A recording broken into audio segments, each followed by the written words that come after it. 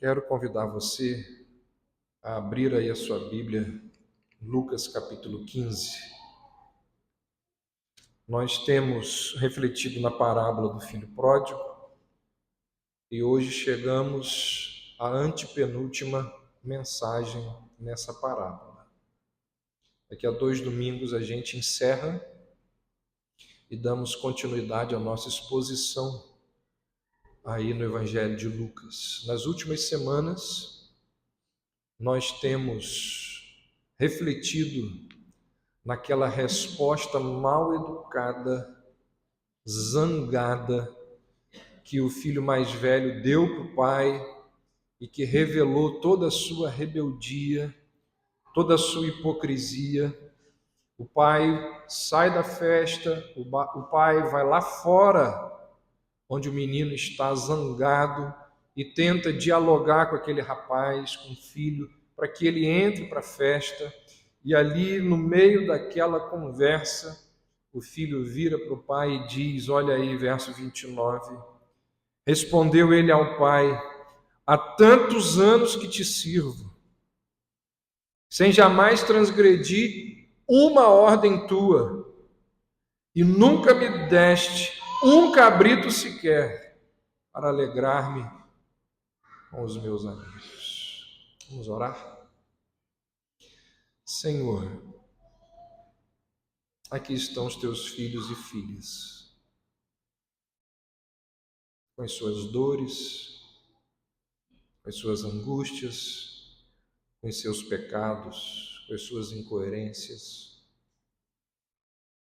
E nós abrimos as Escrituras desejosos de receber dela orientação, consolo, confronto. Então nós te pedimos que, pela ação do teu Santo Espírito e as Escrituras sendo expostas, o Senhor venha fazer aquilo que nada neste mundo é capaz. Nós assim pedimos e dependemos do Senhor, em nome de Jesus. Amém. Nessa resposta que esse menino dá para o pai, fica evidente que todo o serviço que ele fez ao pai, que ele prestou ao pai ao longo da sua vida, foi por obrigação, foi por interesse. Ele fazia aquilo que tinha que fazer, mas a verdade é que ele detestava aquilo que ele fazia. A obediência dele era impulsionada unicamente pelo dever. Ele nunca leu o salmo que foi lido aqui há pouco. O que diz o Salmo 100? Servir ao Senhor com alegria.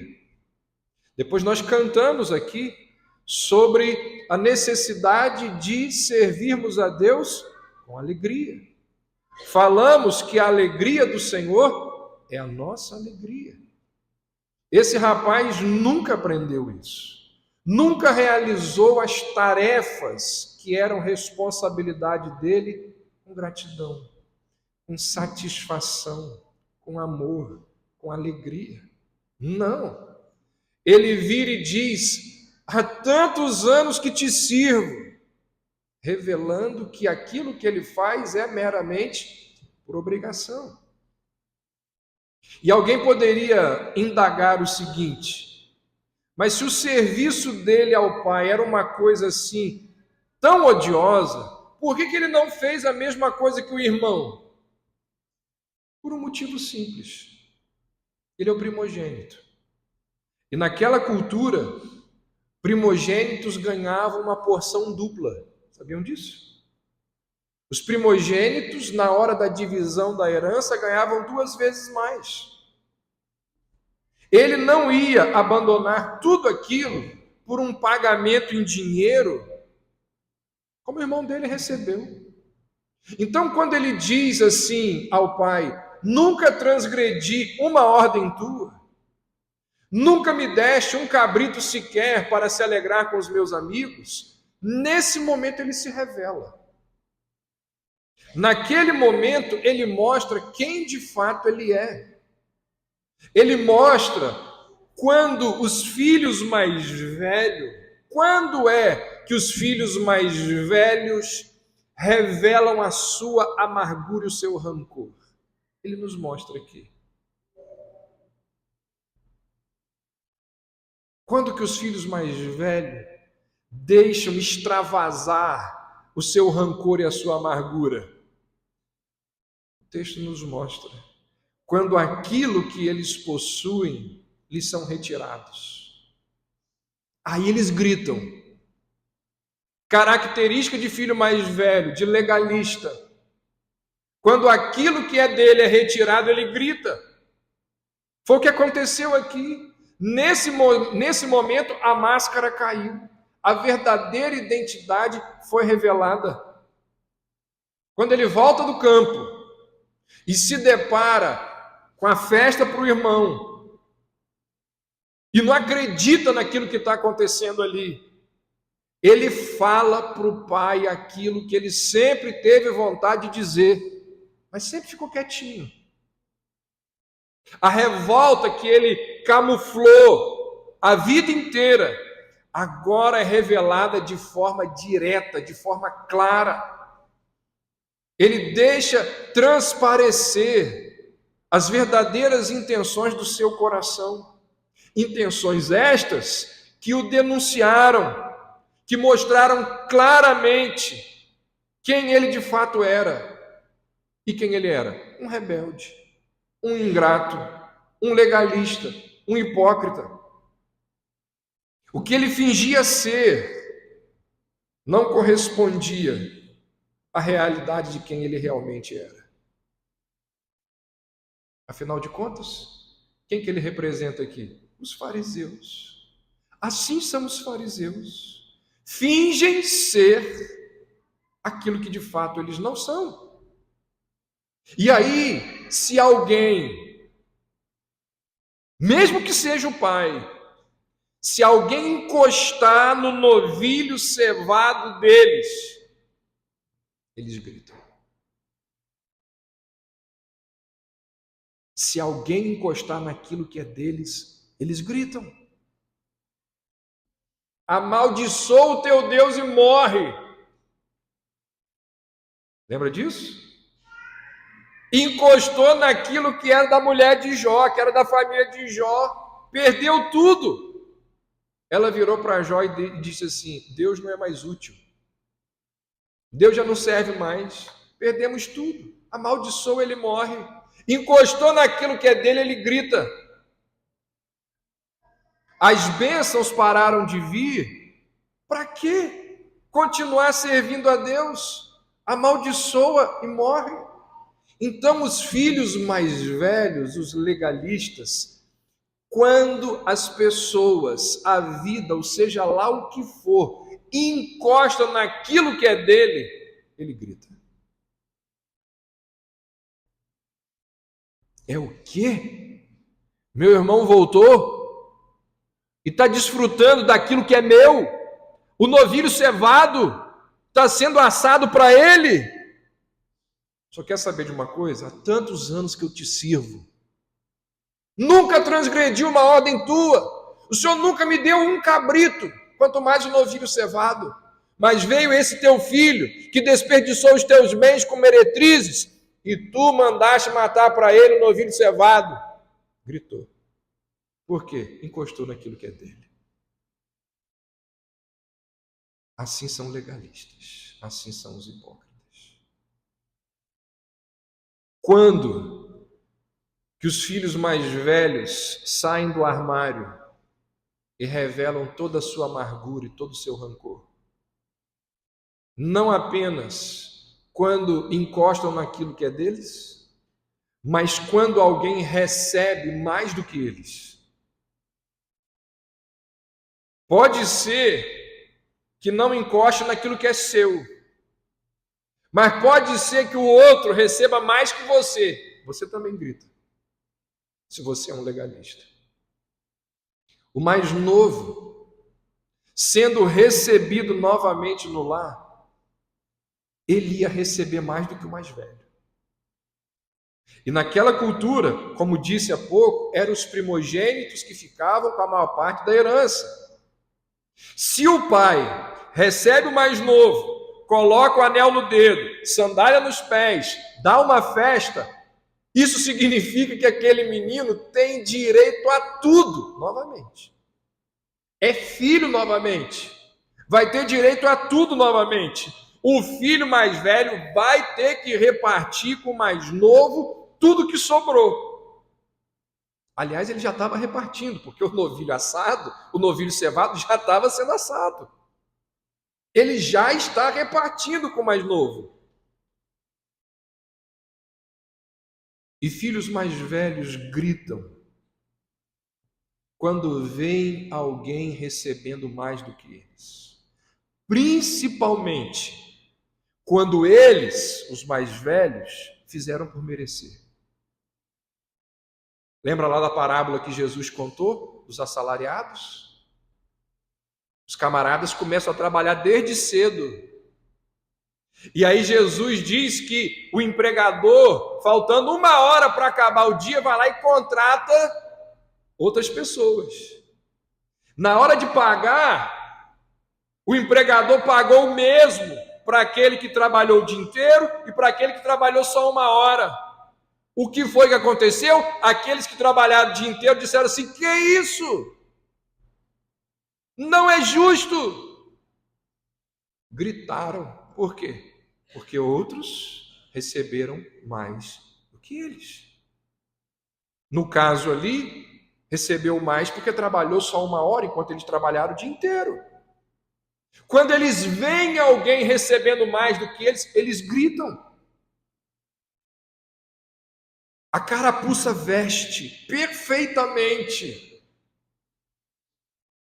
quando vemos alguém que fez menos recebendo mais. A gente fica zangado com um Deus soberano, não é? Que dispensa o favor dele livremente a quem ele quer. O mais velho sempre viverá com a sensação de que lhe devem mais do que ele está recebendo.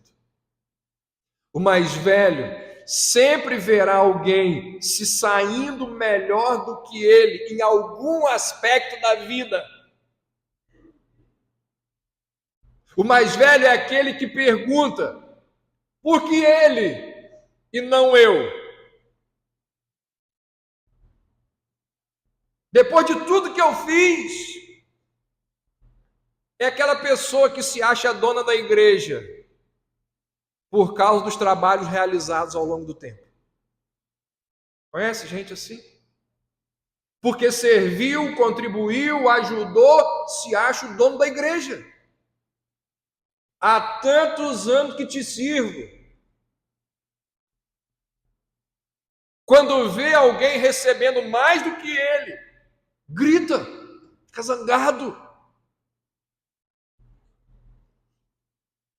Quem viu um filme chamado Amadeus? Vale a pena. Você nunca viu? Veja, é antigo. Mas o filme Amadeus conta a história de Salieri e Mozart. Salieri era um músico extraordinário, excelente. Mas ele era excelente muito mais por causa do seu zelo e dedicação, por causa da sua disciplina, por causa do seu... Ele era muito mais excelente por causa da sua disciplina e zelo do que por causa do seu talento. E ele então vive longe das mulheres, ensina música de graça, ajuda os pobres incansavelmente. E quando a carreira dele começou a florescer, ele tinha certeza que naquele momento em que a carreira começa a deslanchar, era Deus que estava o abençoando, por causa de toda a sua vida de obediência, castidade, ser uma pessoa generosa, dedicada. na leitura que aquele músico fazia de Deus, o Criador era alguém que se rendia à barganha obediência, bênção. Obediência, bênção. Até que surge Mozart. Alguém que tinha dons musicais muito superiores ao de Salieri. Mozart era um gênio. Mas além de gênio, ele era vulgar. Era indulgente. E o talento de Mozart vai precipitar uma crise de fé em Salieri absurda. E ele chega a verbalizar o seguinte: é incompreensível. Lá estava eu, negando toda a luxúria que me era natural para merecer o dom de Deus, enquanto Mozart cedia a todos os desejos, mesmo noivo, mesmo prestes a casar, ele cedia a todos os desejos sem nenhuma repreensão. E aí ele começa a conviver com aquilo, na verdade, a suportar aquilo, até que chega um momento que ele diz a Deus: de agora em diante somos inimigos, você e eu. E ele passa a trabalhar para destruir a vida de Mozart. Rapidamente, o respeitável e moralista Salieri mostra-se capaz de realizar males muito piores que o do vulgar Mozart que ele tanto criticava. Começa a fazer coisas muito piores que Mozart. Assim são os filhos mais velhos.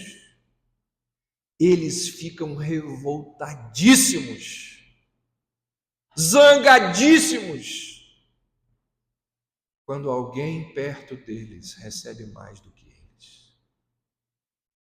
Pode ser uma conta bancária maior, pode ser um nariz mais bonitinho. Eles ficam zangados. Por que ele não eu? Por que ela e não eu? E aí, depois de Mozart, ficou provado que toda a diligência, toda a dedicação de Salieri era apenas desejos egoístas. Todo aquele sacrifício aparente que aquele músico esforçado fazia pelos pobres, na verdade ele o fazia visando o próprio bem, a própria fama, a própria fortuna.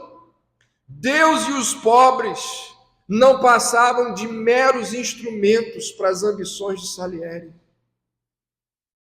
Irmãos mais velhos revelam a sua primogenitura quando alguém é mais abençoado do que eles.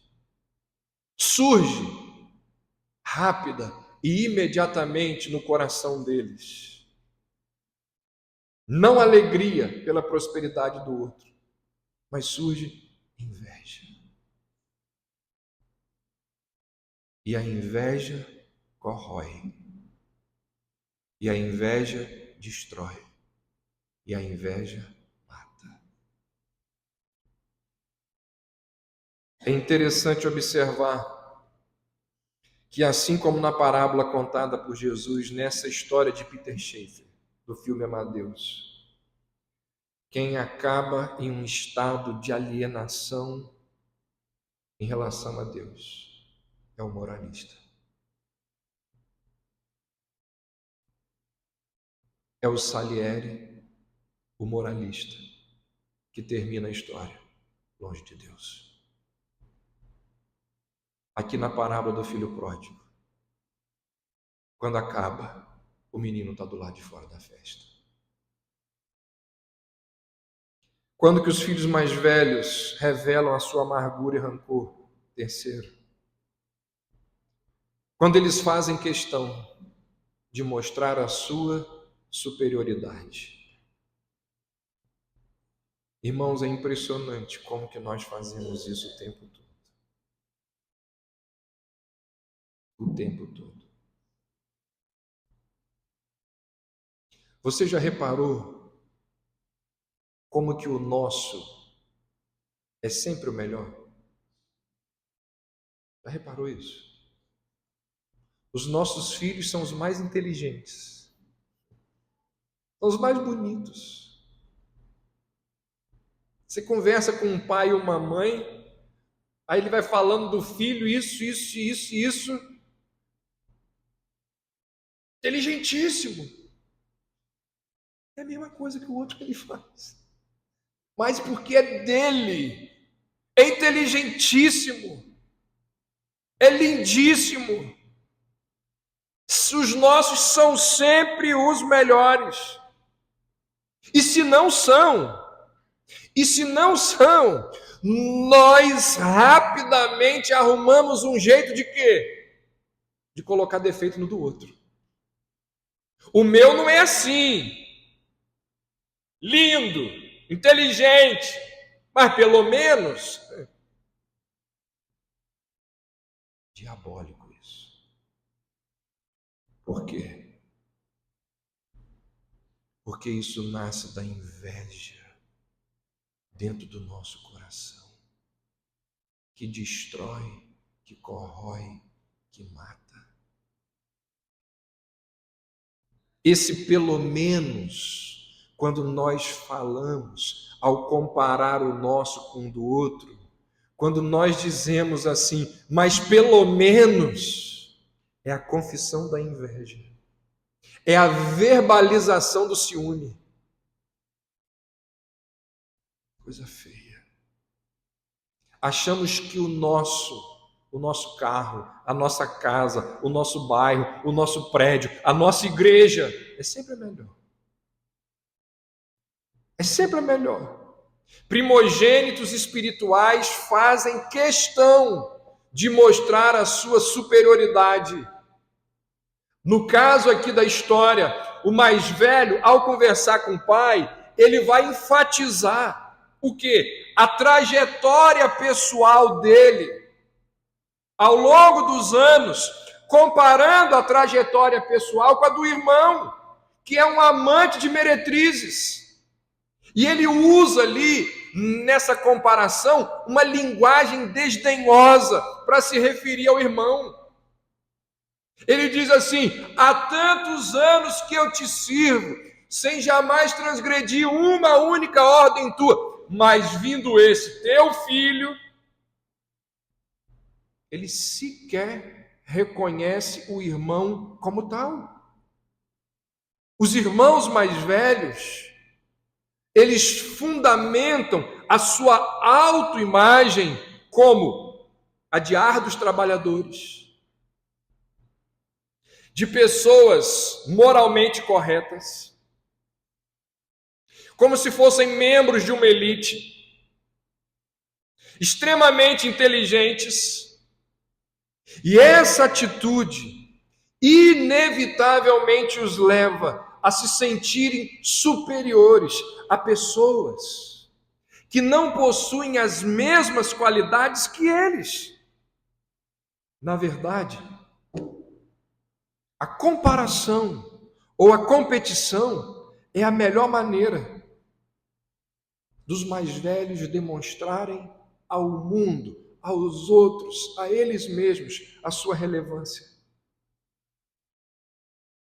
Filhos mais velhos vivem comparando o tempo todo. Conhece pessoas que comparam tudo, o tempo todo, tem características dos mais velhos.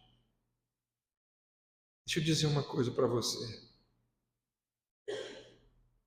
Eu aprendi essa frase, não é minha, há muito tempo atrás. E ela tem me ajudado.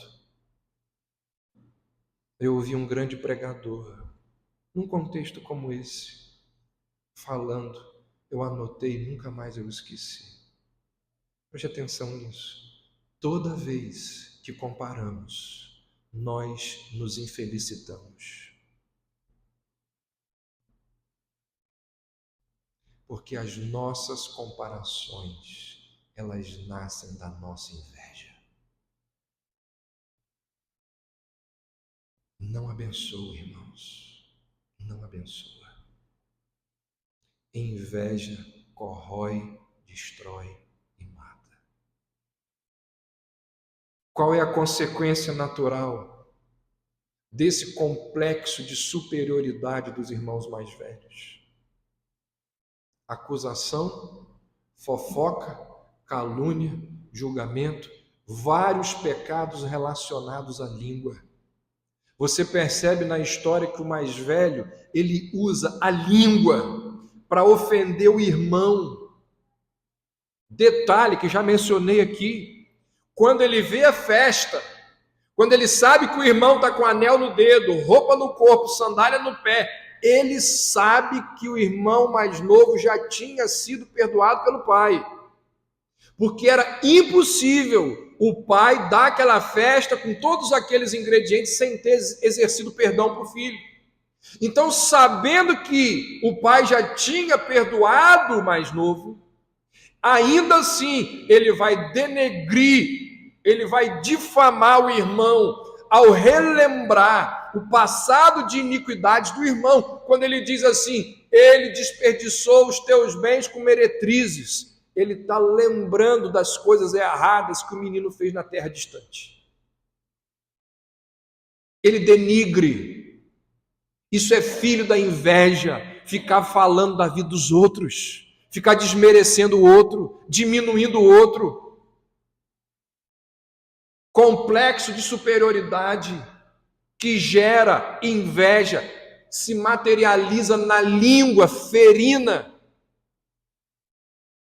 Segundo, a ausência de perdão. É impossível perdoarmos aquele ou aquela quando nós nos sentimos superiores a ele ou a ela. O filho mais velho não consegue perdoar o irmão por ele ter envergonhado o nome da família, ali na aldeia, ali na sociedade. O filho mais velho não consegue perdoar o irmão pelo irmão ter diminuído a riqueza da herança, a riqueza da família, a herança da casa, por ele ter desperdiçado a grana da casa junto com meretrizes. Então, legalistas, por causa lá do seu histórico imaculado em determinadas áreas, eles entendem que o seu passado de moralidade lhes dá o direito de ficarem altamente ofendidos com aqueles que tropeçam desastrosamente. Por causa do seu histórico imaculado em determinadas áreas, eles entendem que o seu passado de moralidade lhes dá o direito de estarem constantemente trazendo à tona os erros das pessoas que foram cometidos no passado. Deixa eu dizer uma coisa para você. Normalmente, filhos mais velhos precisam ter do lado deles, ou próximo a eles, pessoas que pecaram gravemente. Por quê? Porque assim eles vão ter de quem falar. Porque assim eles vão ter alguém para comentar. Porque alguém que pecou gravemente ao lado dele sustenta o senso de retidão dele quando ele aponta para as falhas do outro. Porque esse é um dos motivos pelos quais, não é o único, mas é um deles, esse é um dos motivos pelos quais nós falamos dos erros dos outros, para nos sentirmos mais santos, para nos acharmos melhores. Pelo menos eu não sou como ele. Mas a verdade é que, se os filhos mais velhos conhecessem o próprio coração, eles diriam: eu sou tão egoísta quanto ele. eu causo tanta dor ao meu pai como ele causou. Da minha maneira e do meu jeito, eu transtorno os sentimentos do meu pai como meu irmão fez.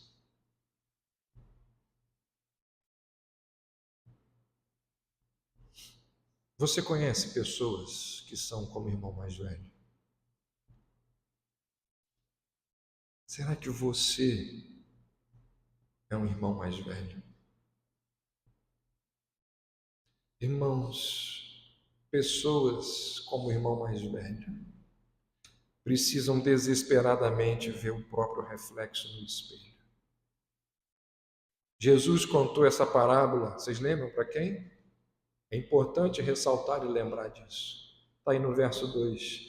Jesus conta essa parábola primeiramente para os fariseus, para mostrar a eles quem eles eram, para mostrar a eles a necessidade que eles tinham de mudança. O mais novo, preste atenção nisso, ele sabia que ele estava alienado do Pai, o mais velho não sabia. É por isso que a situação do mais velho é tão perigosa. Por que a situação dos filhos mais velhos é uma situação perigosa? Porque eles não sabem que estão perdidos. Os mais velhos não vão a Deus implorando pela cura da situação na qual se encontram. Eles não encontram nada de errado na situação em que se encontram. Quando nós estamos e sabemos que estamos doentes, o que a gente faz? A gente procura um médico. Mas quando nós não sabemos da enfermidade, nós não tomamos as medidas necessárias para curar aquela enfermidade e corremos o grave risco de morrermos. Esse é o problema, ou um dos grandes problemas dos filhos mais velhos. Eles não reconhecem a sua situação. Então, todos sabem que o Evangelho nos chama para longe da libertinagem do irmão mais novo. Mas poucos percebem que o Evangelho também condena o moralismo do irmão mais velho. A libertinagem do mais novo é pecado? É. Mas não se esqueça que o moralismo do mais velho também é pecado. Dentro da casa está acontecendo uma grande festa. Música, dança, um banquete, um filho amado e redimido. Lá fora, no escuro da noite, uma luta espiritual está sendo travada. Enquanto todo mundo no vilarejo está lá dentro da casa se alegrando com o pai, o filho mais velho arrastou o pai para fora. E ali começou a encher o pai de acusações e de desprezo. E no auge do seu ódio, no auge da sua amargura, ele ataca a virtude, ataca a integridade, ataca o caráter do pai. Ele explode, deixando a máscara cair, permitindo que o seu disfarce seja destruído. Nós temos aqui uma pessoa extremamente infeliz. Vou descrever para você quem é essa pessoa, conquanto já tenha feito isso ao longo desses domingos. Mas vou mostrar para você agora numa sequência aqui. Olha como ele é infeliz. Servia ao pai por obrigação. Todo serviço que prestou era como um fardo difícil de carregar. Escondia, abafava, camuflava sentimentos rebeldes no seu interior. Se você convive com isso, você sabe como que isso é doído. Camuflar e esconder sentimentos sem poder externalizá-los dói.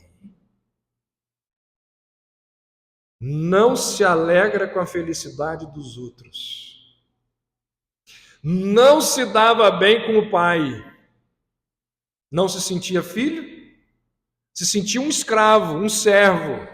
A relação dele com o pai era utilitarista, baseada no serviço e não no amor. Quinto, não se dava bem com o irmão. Desejou que o irmão tivesse morto. Quando o irmão partiu, quis nem saber. Nem tentou correr atrás do irmão para dissuadi-lo. Ficou extremamente zangado quando o irmão voltou. Sexto, não se dava bem nem com ele mesmo. Não se dava bem com o pai, com o irmão e nem com ele mesmo. Por quê? Porque ele desejava coisas que não podia desfrutar. Porque ele tinha desejos que nunca iriam se cumprir. Ele diz aqui: eu tive vontade a vida toda de dar uma festa, mas não pude.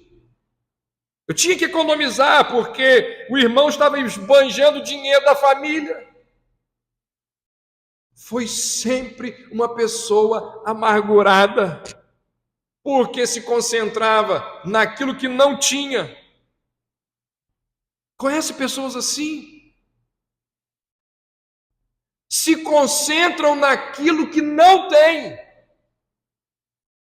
E essa atitude as impede de desfrutar e de se alegrar com aquilo que já possuem.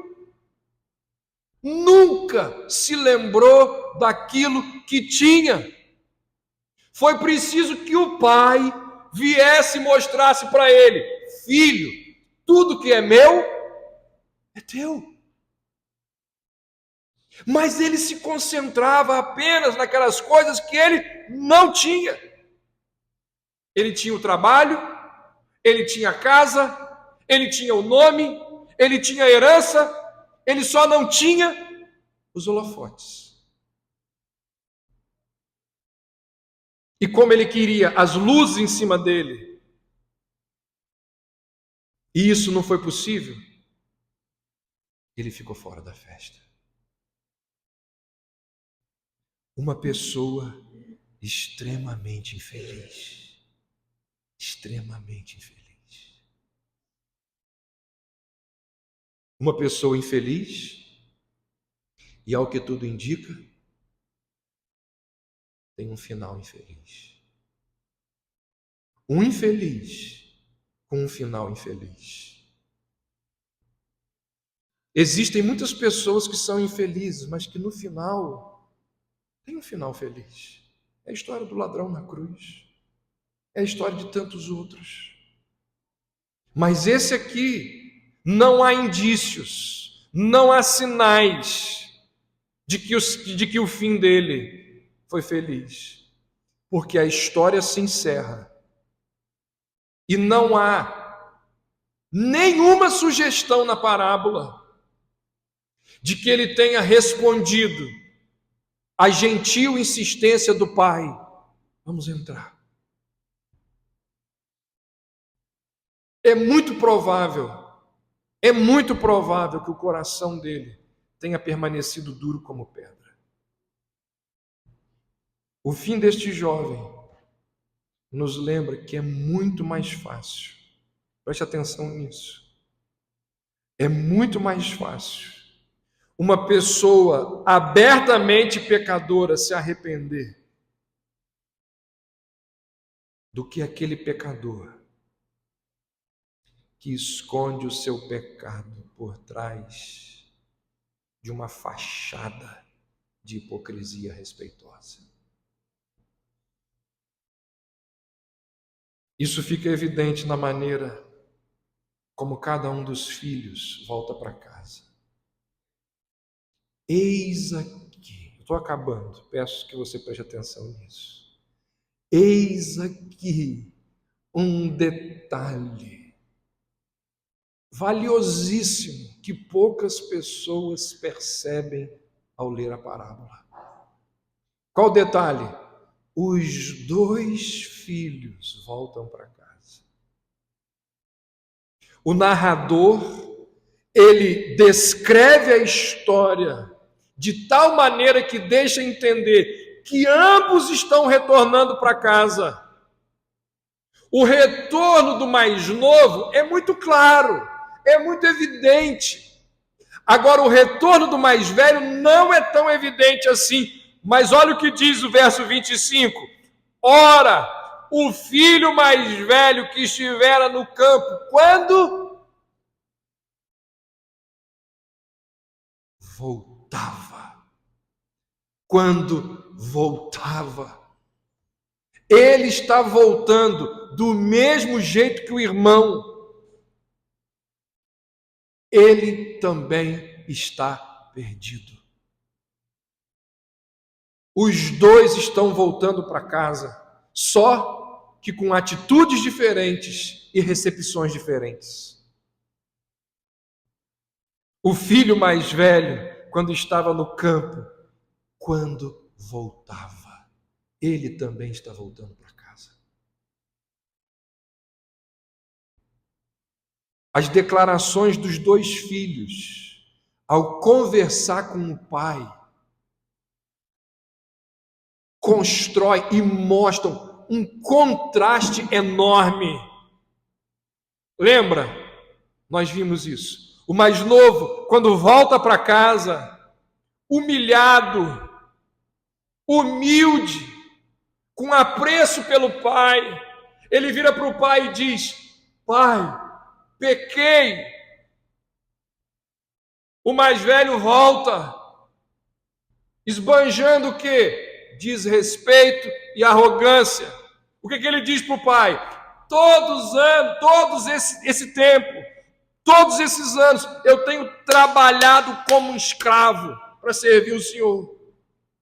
Discursos diferentes, completamente. O mais velho estava convencido de que ele merecia tudo aquilo que o pai deu para o mais novo.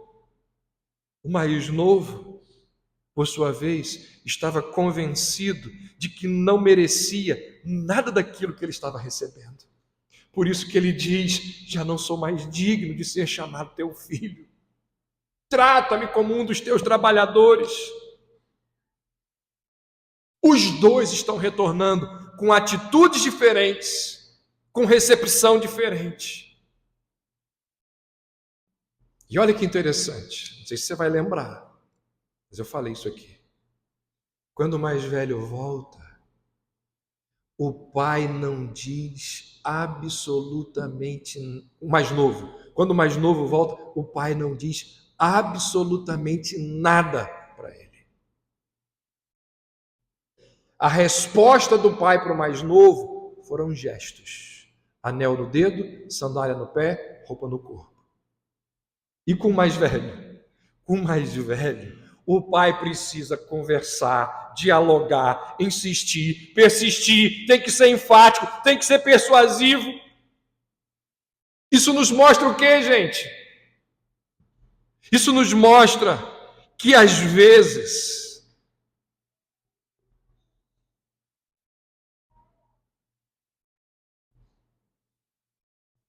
é mais fácil a gente ser paciente com pessoas pródigas do que com pessoas hipócritas.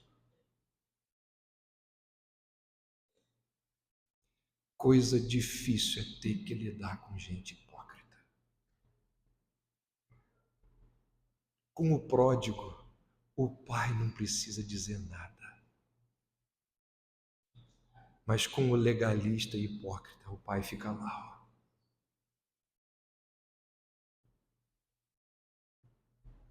Como são cansativos os hipócritas.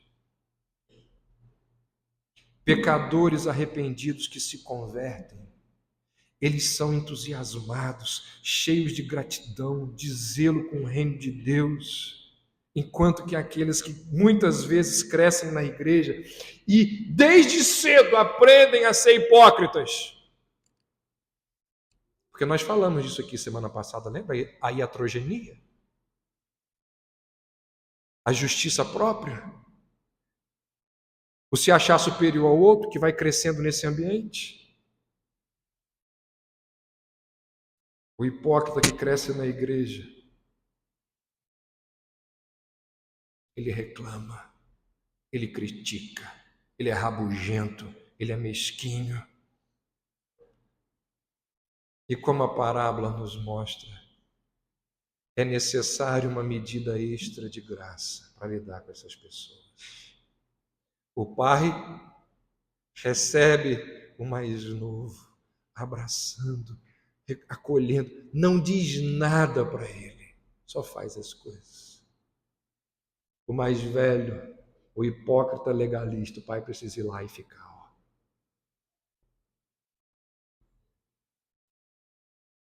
Vocês acham que foi por acaso que o único, a gente não sabe se existiram outros, mas pelo menos no relato bíblico, só tem um fariseu que se converteu, foi Nicodemos.